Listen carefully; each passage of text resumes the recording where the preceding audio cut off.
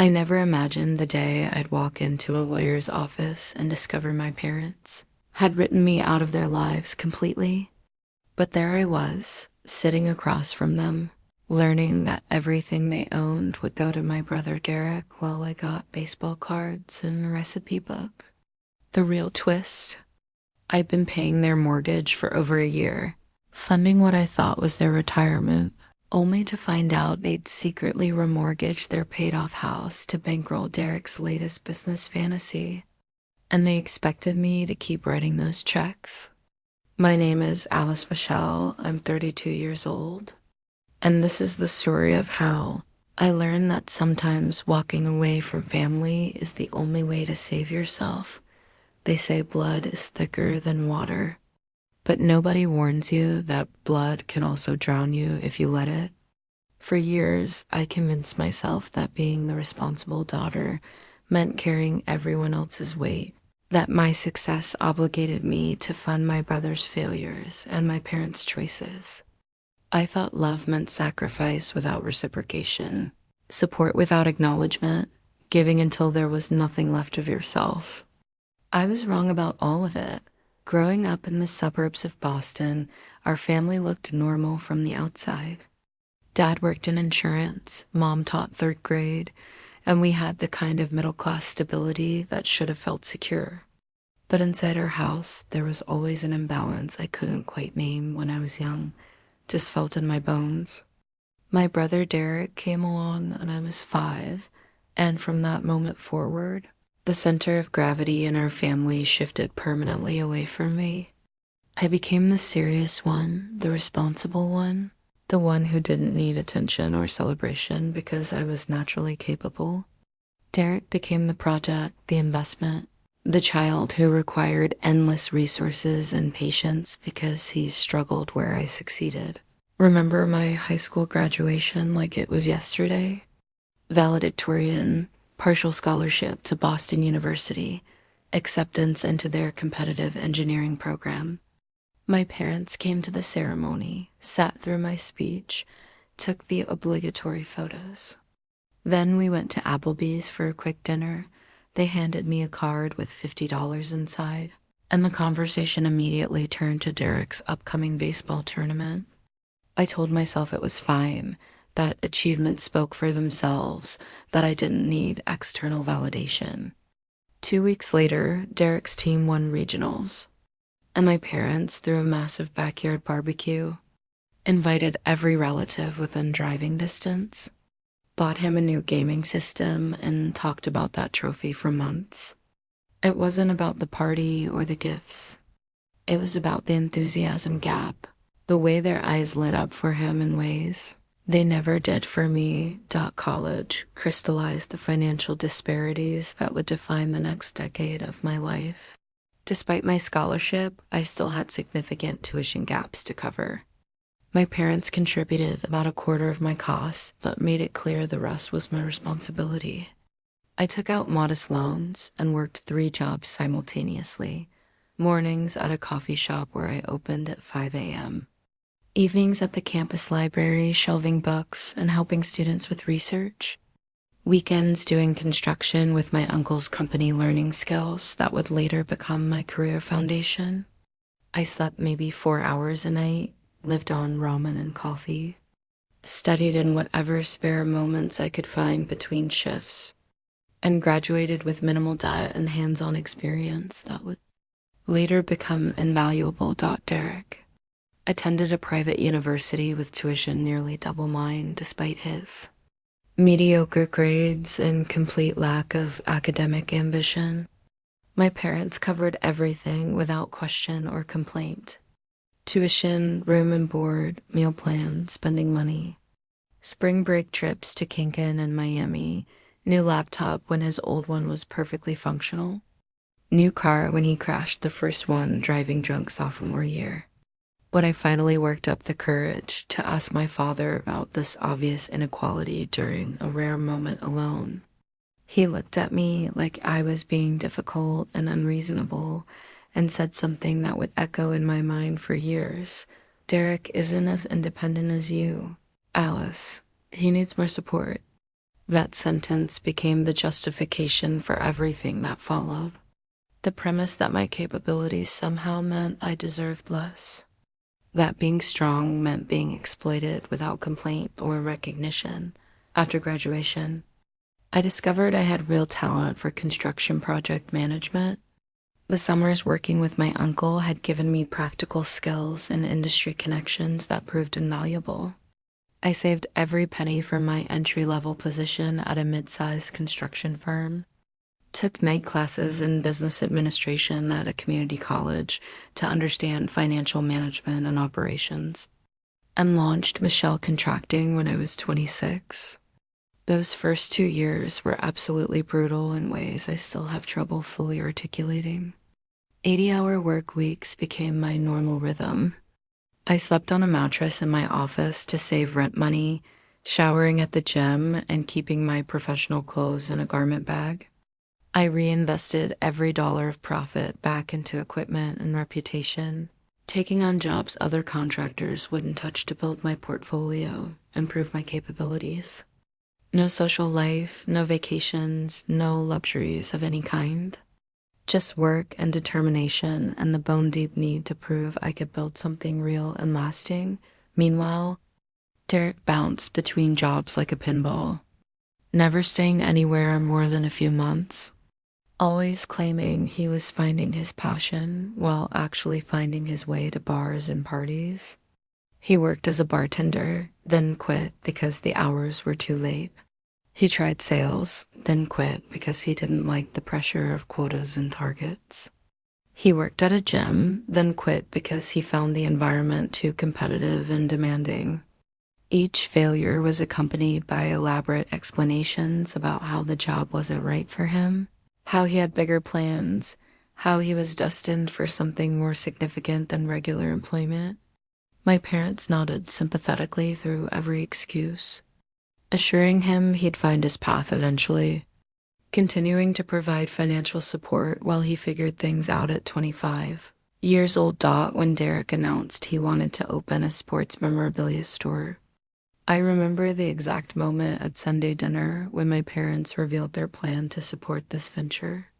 My mother's face glowed with excitement as she described Derek's vision for the shop, how it would combine his love of sports with entrepreneurship, how it was finally the perfect opportunity for him to shine. He had zero retail experience, no business knowledge beyond what he'd absorbed from watching Shark Tank, and no capital of his own. My parents remortgaged their house, a house they had fully paid off after decades of mortgage payments and careful financial planning, and gave him $75,000 in startup capital. I remember sitting at that dinner table, fork frozen halfway to my mouth, processing what they had just announced so casually. They had never once offered me even a fraction of that support when I was starting my business, struggling and sacrificing and working myself to exhaustion. But for Derek's untested dream, they were willing to leverage their primary asset without hesitation. The store failed spectacularly in 8 months. Derek blamed everything except himself and his own poor planning and management. The location was wrong, though he had chosen it himself after minimal research. The economy was bad, though other retail businesses in the area were thriving. Online competition was unfair, though he had made no effort to establish any web presence or e-commerce capability. Customers didn't appreciate quality, though his inventory was poorly curated and overpriced. He never mentioned his tendency to give expensive inventory away to impress his friends and drinking buddies. He never acknowledged his habit of closing early to go out partying when he should have been building customer relationships. He never took responsibility for anything that went wrong. My parents absorbed the entire $75,000 loss with barely a word of criticism or accountability. They told Derek it was a learning experience, that all entrepreneurs face setbacks, that they were proud of him for trying and taking risks. I had fought for every client, every contract, every dollar of revenue in my business without a penny of their support or encouragement. and they were proud of Derek for spectacularly failing with their money. The injustice of it burned in my chest, but I said nothing, swallowing my anger and resentment because that's what I had always done. What had always been expected of me, during that same period when Derek's business was failing, my father had a heart attack. It happened on a Tuesday morning while he was getting ready for work. My mother called me from the hospital, her voice shaking with fear and panic. It was relatively minor as heart attacks go, but it required emergency surgery and several weeks of recovery and rehabilitation. Insurance covered most of the medical costs, but there was still a $30,000 gap for specialist consultations, cardiac rehabilitation, follow-up testing, and medications. I paid it without hesitation, without even thinking about it really, postponing equipment purchases that would have significantly accelerated my business growth and competitiveness. I transferred the money the same day, just relieved my father was alive and recovering. My parents thanked me, of course, but there was something in their tone that bothered me even then, something I couldn't quite identify but felt instinctively. It sounded less like gratitude and more like confirmation of expectation, like I had simply fulfilled my designated role rather than made a significant sacrifice. That moment established a pattern that would define the next 5 years of my life and nearly destroy my sense of self-worth. I became the family's financial safety net, the person they called when unexpected expenses arose, the daughter whose success meant she was obligated to subsidize everyone else's choices without complaint or recognition. That Sunday dinners became elaborate performances, where Derek's latest ideas received enthusiastic discussion and support, while my actual business achievements got perfunctory acknowledgement at best. I'd sit there listening to my parents get genuinely excited about how Derek was still finding himself and exploring his options, their voices full of hope and encouragement, while I was building something substantial and sustainable, something that provided jobs for other people and contributed meaningfully to my community. But my accomplishments were expected, unremarkable, not worthy of the same enthusiasm they lavished on Derek's vague aspirations and repeatedly failed ventures.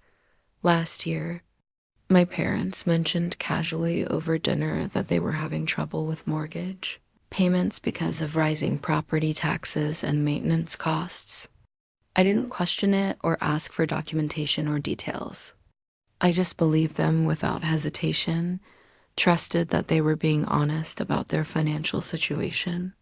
I set up an automatic monthly transfer of $2,800 from my business account to theirs, money that represented a significant portion of my monthly profit margin. It was money I could have invested in expansion and new equipment and hiring additional staff and building my own retirement savings and financial security. But they were my parents, and despite everything, despite the years of imbalance and favoritism, I loved them. I wanted them to be comfortable in retirement, wanted them to enjoy the later years of their lives without financial stress. I never expected elaborate gratitude or constant acknowledgement for the transfers, but I did expect basic fairness and honesty. I assumed that even if they favored Derek emotionally, even if they had always given him more attention and support and resources, they wouldn't extend that favoritism to financial matters after death. I thought surely they would recognize my contributions and sacrifices over the years, especially given how much I had done to support their financial stability when they needed help. I couldn't have been more wrong about what was coming. Couldn't have anticipated the level of betrayal that was being planned while I wrote those monthly checks. The call from Thomas Wilson came on a Tuesday afternoon while I was overseeing a kitchen renovation in Brooklyn. I was reviewing tile selections with the homeowner when my phone rang with an unfamiliar number. He was my parents' attorney, though I'd never met him or even heard his name mentioned before. His voice had that professionally neutral tone lawyers cultivate through years of practice, carefully devoid of any emotion that might reveal information prematurely or influence the conversation. He explained that my parents had requested my presence at an estate planning meeting that Friday at 2 p.m. when I asked what specifically the meeting was about, wanting to know if I needed to bring any documents or information. He said it would be better to discuss everything in person with all family members present. Something in the way he said it unsettled me deeply, a subtle tension in his voice that triggered alarm bells in my subconscious. But I pushed the feeling aside and told myself I was being paranoid and reading too much into a simple professional conversation. Friday arrived with unseasonably warm spring weather, the kind of beautiful day that usually lifted my spirits. I pulled up to the law office in downtown Boston, an elegant glass building that screamed expensive hourly rates and corporate success. The lobby was all marble and modern art, designed to impress and intimidate in equal measure. I dressed in my best business casual, dark jeans, and a pressed button-down shirt. Construction work doesn't require much formal wear, but I keep a few nice pieces for client meetings and professional occasions. The receptionist, a young woman with a practiced smile, directed me to conference room 3 on the 8th floor with a tone that felt slightly too sympathetic, like she knew something I didn't and felt sorry for me. When I opened the heavy wooden door to the conference room, I immediately knew something was very wrong. The atmosphere was thick with tension and unspoken anxiety. My parents sat rigidly on one side of a long mahogany table, their bodies angled slightly away from me, avoiding eye contact like guilty children caught in a lie. My mother's hands were clasped tightly in her lap, knuckles white with pressure. My father stared at a spot on the table like it contained the secrets of the universe. Derek sat beside them, fidgeting constantly with his watch, an expensive tag heuer I knew he couldn't possibly afford on his sporadic bartending income. Attorney Wilson sat at the head of the table in a leather chair, manila folders arranged in front of him with the precision of someone who had delivered difficult news many times before and had developed a systematic approach. Alice. "Thanks for coming," Wilson said, gesturing to the empty chair across from my family with a slight smile that didn't reach his eyes. "Now that everyone's here, we can begin the discussion." The conference room felt cold despite the spring warmth outside, the air conditioning set too high. Corporate artwork hung on the walls, abstract pieces in blues and grays, selected to be inoffensive and forgettable, the kind of art that costs money but says nothing. I took my seat slowly, my body tense with anticipation, noticing my mother's nervous glance at my father, who continued staring at the table surface like it might offer him an escape route from this situation. Wilson opened the top folder with deliberate, methodical care, the kind of careful movement that draws out tension.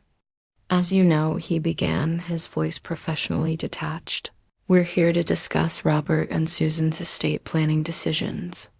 They've made some choices they feel it's important to communicate clearly while everyone is present to avoid any confusion or misunderstanding later." He pulled out several documents, legal papers with dense text, and official seals and signatures. "I'll be direct," he continued, looking at me with an expression that might have been sympathy. "Robert and Susan have decided to designate Derek as the sole beneficiary of their estate. All assets, properties, and financial holdings will transfer to him upon their passing." The words hung in the air like smoke, thick and suffocating. I must have heard wrong. My brain refused to process what he just said, couldn't make the words make sense in any logical framework. "I'm sorry, what did you say?"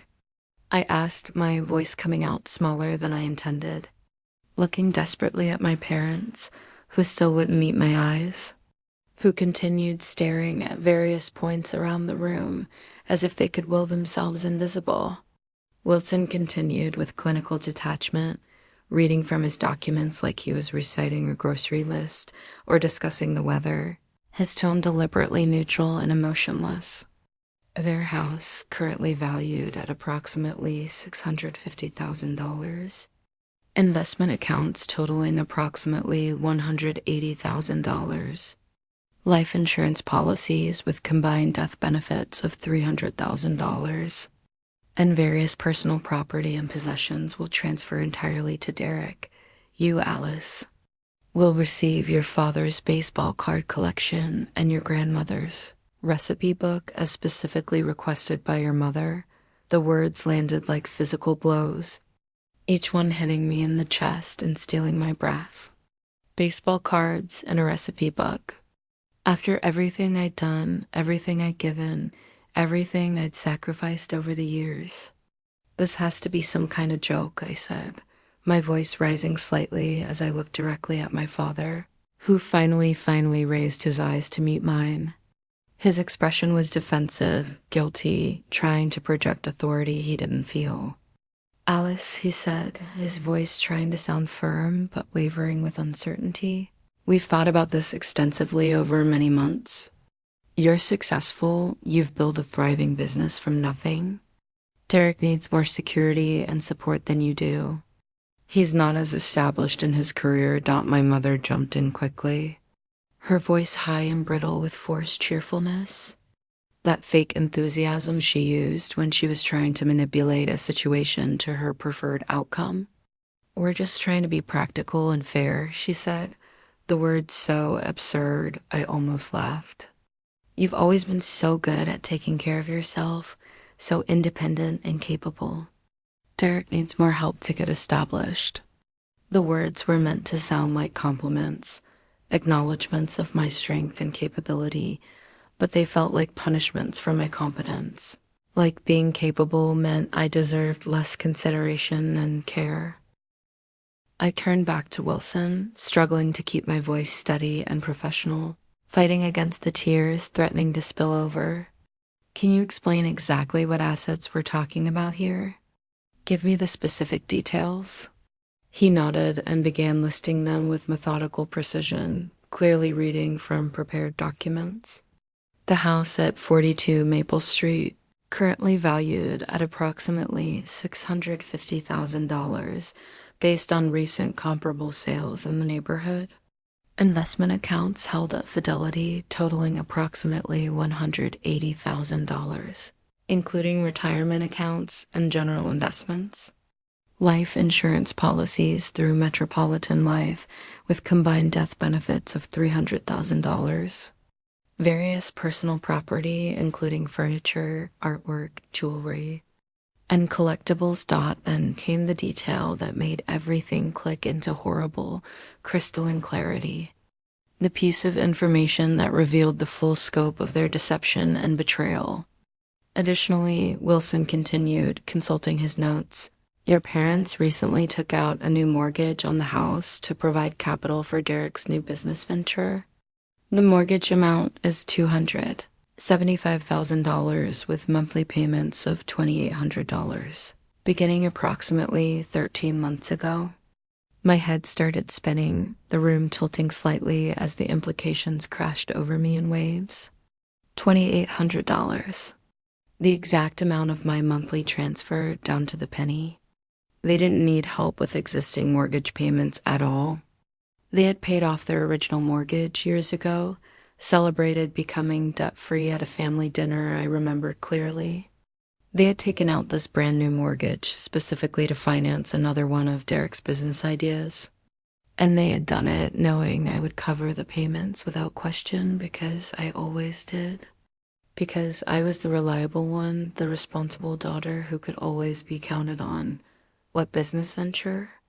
I asked, my voice coming out stranger and harder than I intended as I stared at Derek, who at least had the decency to look slightly uncomfortable, shifting in his chair and avoiding eye contact.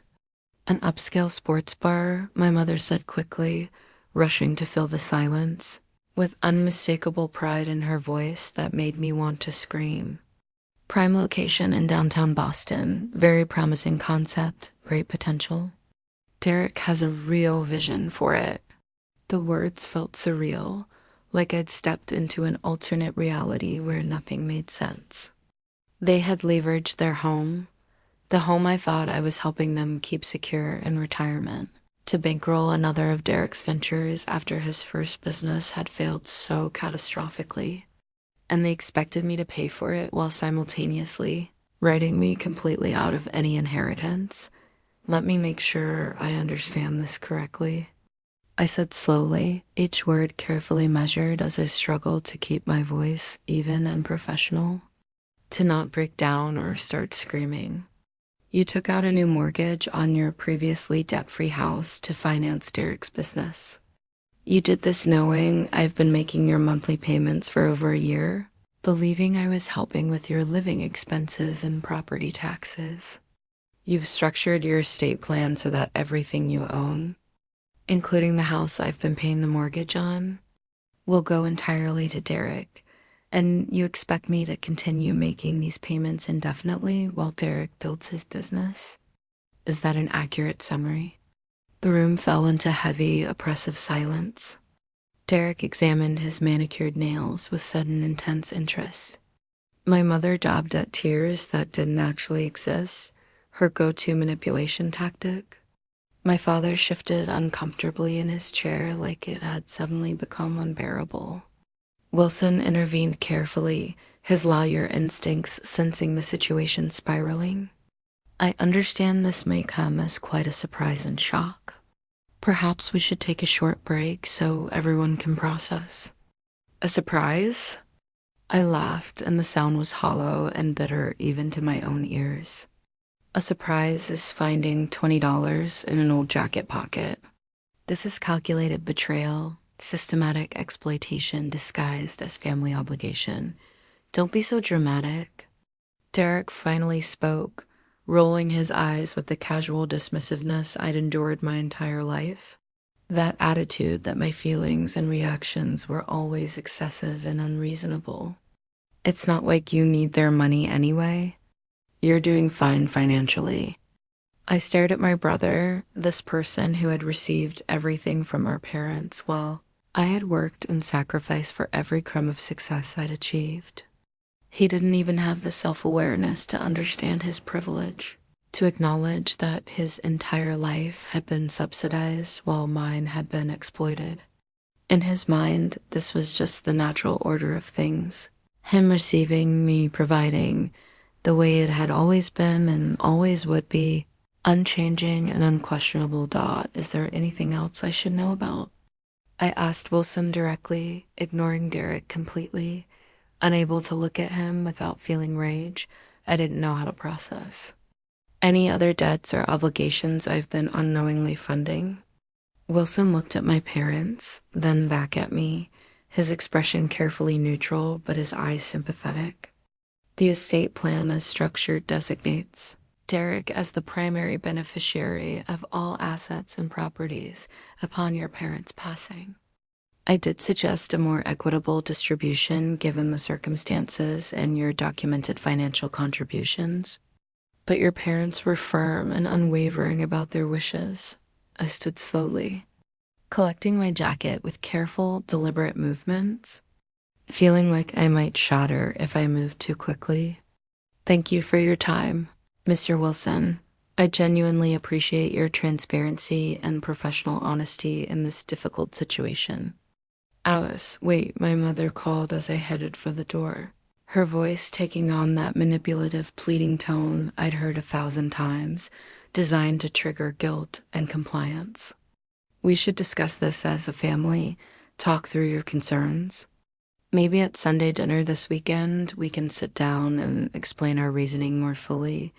I turned one last time, taking in the complete tableau before me, burning the image into my memory. My nervous parents who couldn't meet my eyes, who had planned this betrayal for months without a word to me. My entitled brother examining his expensive watch, completely unconcerned with how this might affect me. The lawyer with his neat stacks of papers documenting my family's complete disregard for my contributions and sacrifices. The expensive artwork on the walls. The leather furniture. All of it representing a world where I was valued only for what I could provide, never for who I was. I won't be at dinner, I said quietly but firmly. I have some important financial planning of my own to do, some decisions to make about where my money goes from now on.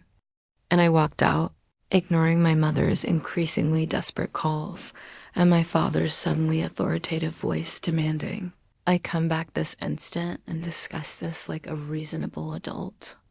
In the elevator down to the parking garage, my phone began buzzing constantly with texts and calls.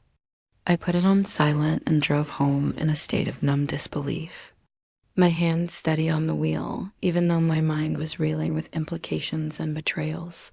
That night, after the initial shock began to wear off and anger started filling the empty space, it left behind like water rushing into a vacuum. I opened my laptop and began going through my financial records with obsessive, methodical attention to detail.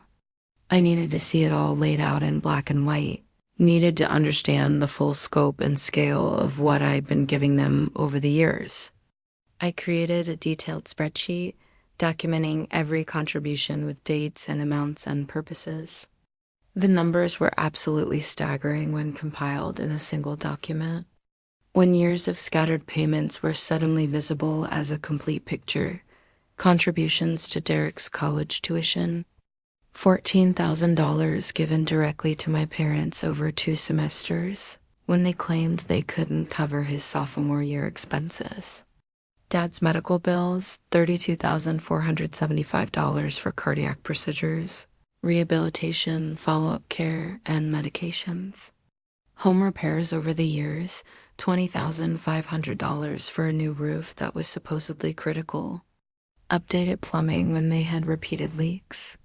Electrical work when they discovered dangerous knob and tube wiring in their attic. Monthly transfers over the past 5 years.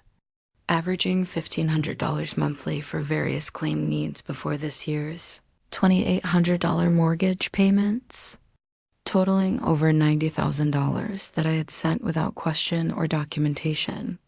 Emergency assistance for everything from car repairs to appliance replacements to minor home improvements. Approximately $15,000 in scattered payments I'd almost forgotten about. The total made me physically sick when I finally calculated it. Made me have to stand up and pace my apartment to process the magnitude. More than $175,000 in just 5 years. Money that could have grown my business exponentially. Bought my own house instead of renting, built substantial retirement savings. Changed my entire financial trajectory. And this didn't even include earlier years. The money I'd given them in my 20s when I was just starting out and barely had anything to spare myself. Then I noticed something that made my blood run absolutely cold, that revealed a level of deception I hadn't even imagined. I pulled up my parents' account statements, the ones they'd given me access to years ago, so I could supposedly monitor their financial health and help with budgeting and planning. Several large withdrawals had been made from their account. Withdrawals of $3,000, $5,000, $8,000. The day before or the same day as deposits of identical amounts appeared in Derek's personal account that I could see through our shared family banking app.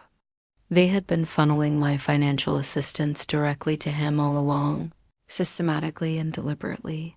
This wasn't just about the estate plan anymore, about who would inherit what after they died. They had been systematically deceiving me for years about where my money was actually going, what it was actually funding. Every dollar I thought was helping my parents maintain their standard of living in retirement, helping them stay in their home and live comfortably, had actually been subsidizing Derek's lifestyle and failed business ventures and general refusal to support himself. I was funding my brother's life through what I believed was assistance to my aging parents. The betrayal felt complete now, layered and calculated in ways I hadn't fully grasped sitting in that conference room. They hadn't just excluded me from their will while expecting continued support. They had been lying to me for years, manipulating me, using my love and sense of family obligation to extract money they immediately handed to Derek Dot. I spent the rest of that sleepless night documenting everything with meticulous care. Screenshots of every transaction, bank statements going back 5 years, emails referencing various requests for money with their explanations and my responses, text messages thanking me for transfers and explaining what the money was supposedly for.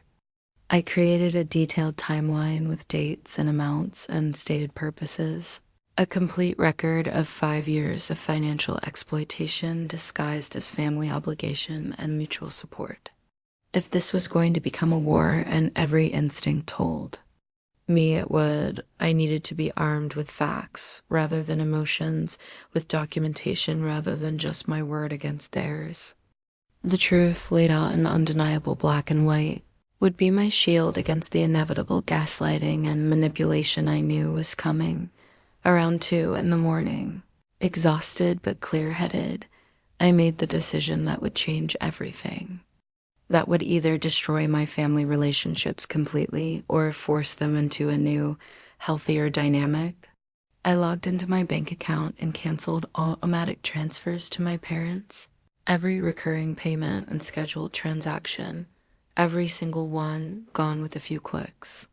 Then I blocked their access to my accounts, changed all my passwords, and updated my security questions to things they couldn't possibly guess. For the first time in years, my money would be entirely my own, spent according to my own priorities and needs rather than their endless demands. The first indication that my parents discovered the canceled transfers came at 9:17 the following Wednesday morning. I was at a job site in Queens, overseeing electrical work and reviewing plans with the contractor, discussing code requirements and timeline adjustments, when my phone started absolutely exploding with notifications. Multiple texts from Mom appeared in rapid succession. There must be an error with the bank. Your monthly transfer hasn't gone through. Very concerned. From Dad, call immediately about the financial situation. This is unacceptable behavior. 3 missed calls from their number in the span of 5 minutes, then 4 more, then 6 more before I could silence my phone completely. I finished my meeting without interruption, maintaining professional composure and focus despite knowing my family was probably losing their minds at that exact moment. By the time I returned to my truck, I had 7 missed calls and a voicemail. From my father that began with heavy, angry breathing that sounded almost threatening and ended with this childish behavior stops now. Alice, you have responsibilities to this family that you can't just abandon. Responsibilities. The word made me want to laugh and scream simultaneously, as if I hadn't been carrying far more than my share of family responsibilities for my entire adult life, as if I hadn't sacrificed and struggled and given endlessly while receiving nothing in return but more demands. Instead of calling back immediately and letting them ambush me with emotional manipulation and guilt trips, I drove to my office and asked my assistant Tina to hold all non-urgent calls for the rest of the day. I needed time to collect my thoughts and prepare for this conversation, to steel myself for what was coming. I reviewed my financial documentation again, reminding myself of every dollar, every sacrifice, every instance of being taken for granted and exploited. I practiced what I would say, how I would respond to various manipulation tactics I knew they would deploy.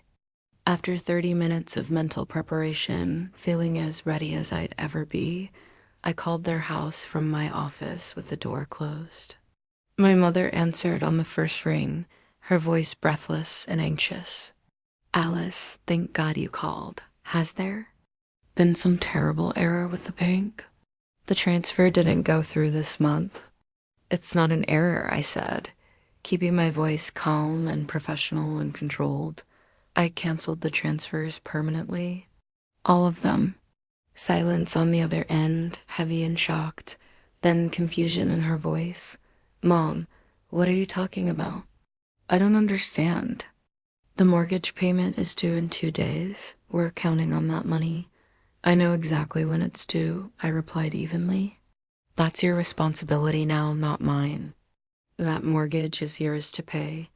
I don't understand it all, she said, her voice rising.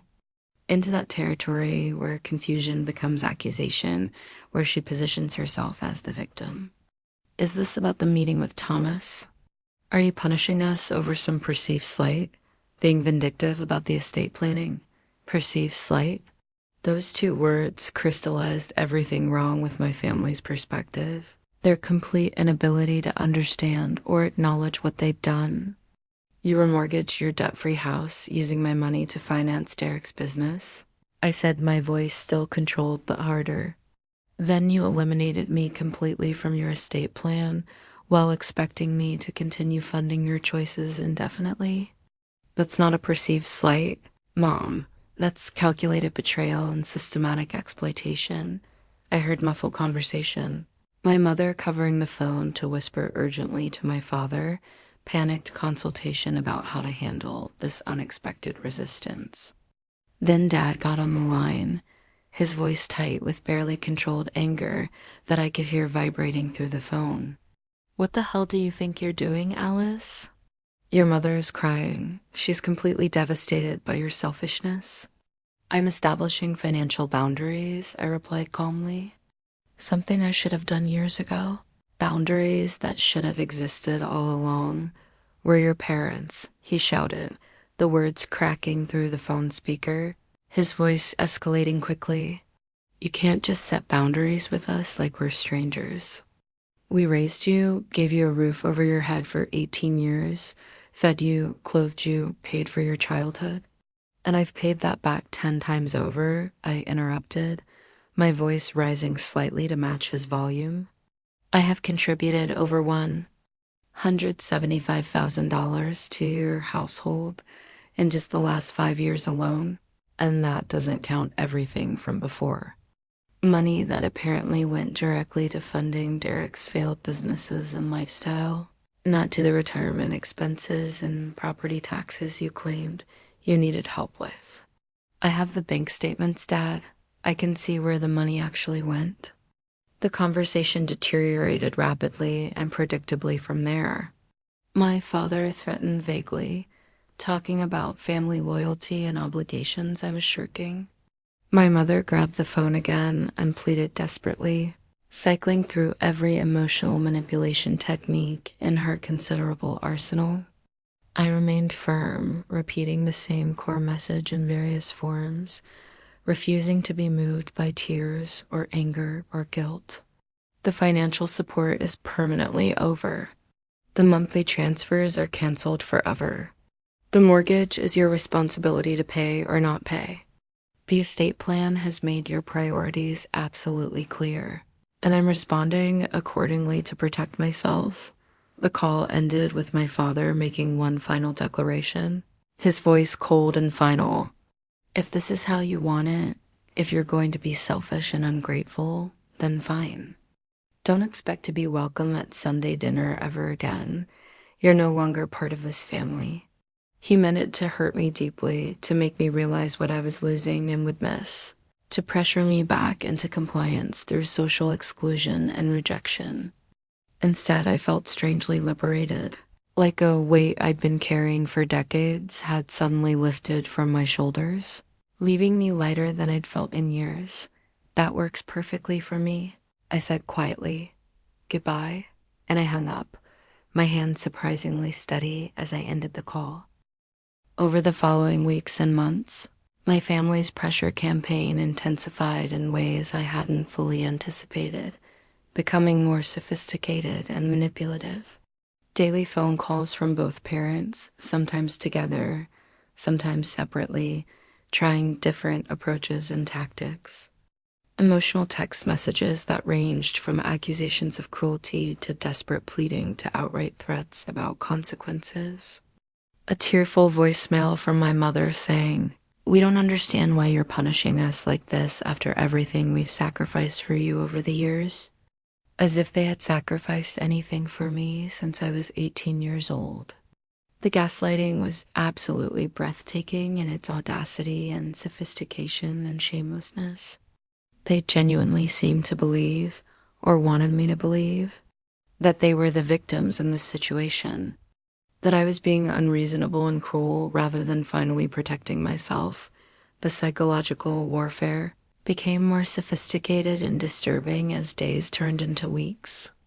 My mother began calling my professional contacts, claiming she was deeply worried about Alice's mental state and asking if they'd noticed any concerning changes in my behavior or judgment. When my friend Michael, who ran another construction company and had been a professional contact for years, told me about her call, I realized they were actively trying to damage my professional reputation to pressure me back into compliance through public humiliation and professional consequences.